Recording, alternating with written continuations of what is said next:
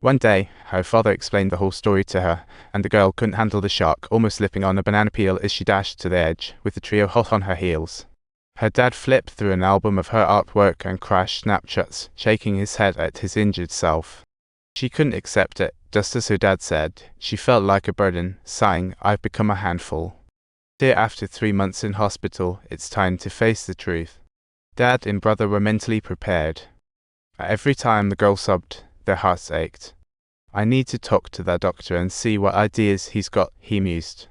"You've heard it too often. I'm going to pick her up. I've got to follow my heart," he insisted. Family arrived at the nursing home with the brain scan results laid out.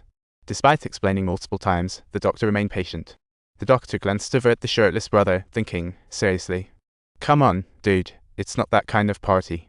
My friend has already been testing some meds, and he's having a lot of wet dreams." Douglas chuckled. "Dump the juice, put on a shirt without holes, and find that lovely Winnie for a little date." The doctor reiterated, "You'll never recover, but compared to those with 10-second memory, you're lucky." The girl reluctantly knew she'd forget it all tomorrow, yet waved to Zio Liu before heading upstairs, hoping to meet again. "Sure enough," Zio Liu replied. Good night, my love." The three of them sipped drinks at the dock, chatting about random stuff, and Zio Shui thought to himself, telling the girl this waist seems compared to those accident photos, she had a much better idea. Just as the girl was about to leave, Zio Liu showed up out of nowhere. She marched in, offering flowers while trying to look like a stranger, but the real kicker was the carefully prepared videotape. With her heart pounding, she flicked on the TV, and the tape revealed everything that had happened in the past year. The girl was totally confused, but continued to watch. Every encounter by Zio Liu was like the majority of all her meetings.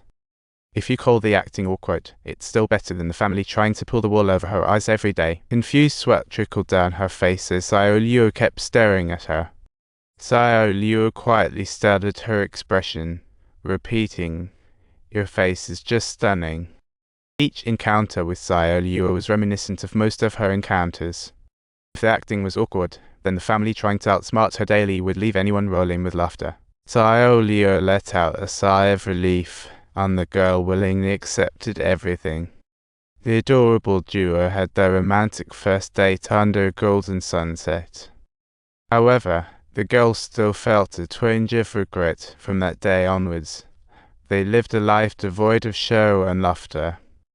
Meanwhile, the videotape kept updating, with Zio Liu daily editing highlights. They harbored the hope that the girl would blend into the new environment and adapt to all changes swiftly, yet she, as expected, posed the timeless classic question. "Could you tell me what your first kiss felt like?" It feels unparalleled. And for a girl, the sensation of every kiss is akin to experiencing it for the very first time. Zio Liu replied.